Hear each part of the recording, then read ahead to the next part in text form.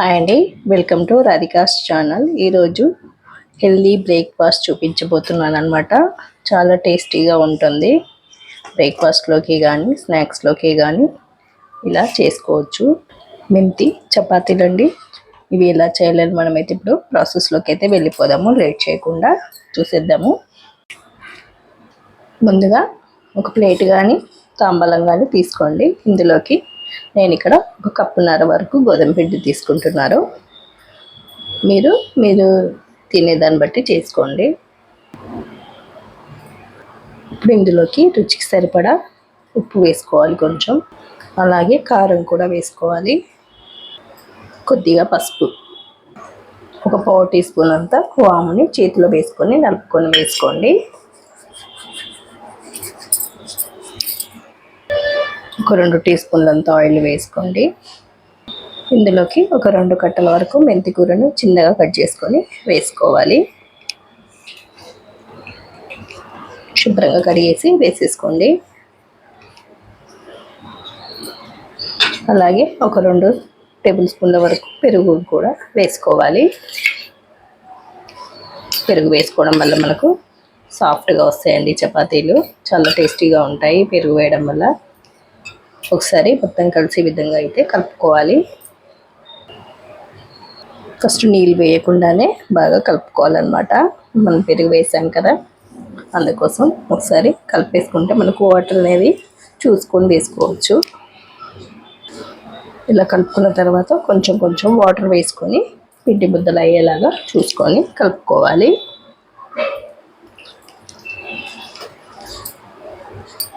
ఇలా పిండి ముద్దలా ఇలా కలుపుకున్న తర్వాత కొంచెం దీనికి ఆయిల్ అప్లై చేసుకో, కొంచెం ఇలా ఆయిల్ వేసేసుకొని ఒక 10 నిమిషాలు పిండిని నాననివ్వాలన్నమాట. మూత పెట్టేసి పక్కకు పెట్టేసుకుందాము. ఇప్పుడు ఒక 10 నిమిషాల తర్వాత పిండిని ఒకసారి కలుపుకుందామా అండి. మళ్ళీ ఒకసారి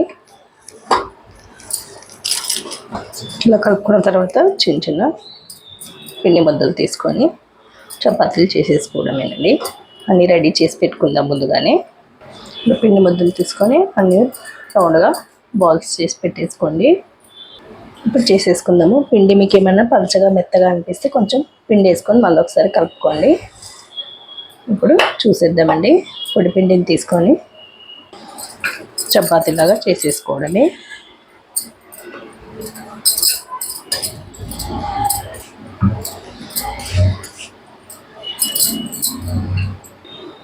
ఇలా పిండిని తాలిన తర్వాత కొంచెం ఆయిల్ అప్లై చేసుకొని ఒకసారి మొత్తం ఇలా అప్లై చేసేసేయాలి.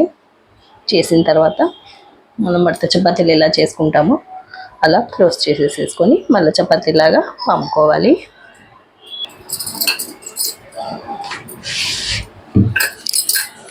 మీరు పిండిని తీసుకున్న దాన్ని బట్టి చపాతీ సైజ్ చేసుకోండి.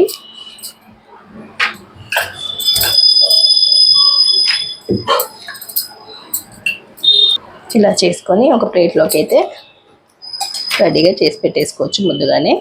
అలాగే మిగతాది కూడా అలాగే చేసేసుకుందాము, సేమ్ ప్రాసెస్. ఇది కూడా రెడీ అయిపోయిందండి. ఇలా మిగతాయన్నీ చేసేసుకుందాము. అన్నీ రెడీ చేసుకున్నాక ఇప్పుడు స్టవ్ వెలిగించుకొని పెనం పెట్టుకొని పెనం వేడి అయిన తర్వాత వేసేసుకోవాలండి చపాతీలను. వేసినాక 2 నిమిషాలకు తిరిగేసేసుకోండి. ఇప్పుడు నెయ్యి కానీ నూనె కానీ వేసుకోండి. నేనైతే ఇక్కడ నెయ్యి వేస్తున్నానండి. మన ఇష్టం, ఏదైనా వేసుకోవచ్చు. ఏది వేసినా బాగుంటుంది.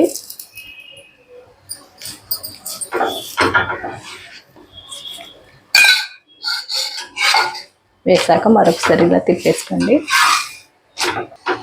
2 వైపులా మంచిగా కాలనివ్వాలి ఈ చపాతీలను.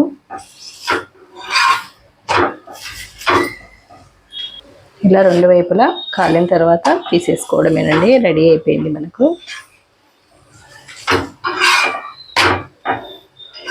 పిల్లలు వచ్చేసరికి, స్కూల్ నుంచి వచ్చేసరికి కూడా ఇలా చేసి పెట్టారనుకోండి, ఇష్టంగా తినేస్తారు. స్నాక్స్ లాగా కూడా చేసుకోవచ్చు, బ్రేక్ఫాస్ట్ లాగా కూడా చేసుకోవచ్చు అనమాట.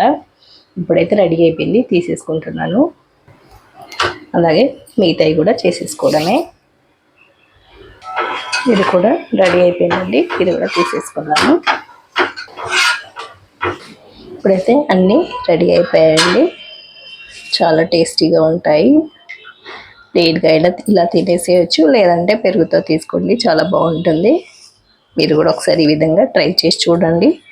నచ్చితే లైక్ చేయండి, షేర్ చేయండి, కామెంట్ పెట్టండి. మరిన్ని వీడియోస్ కోసం సబ్స్క్రైబ్ చేసుకోండి. పక్కనే ఉన్న బెల్ ఐకాన్ని క్లిక్ చేయండి. Thank you for watching. మరో వీడియోతో మీ ముందుంటాను. Bye bye.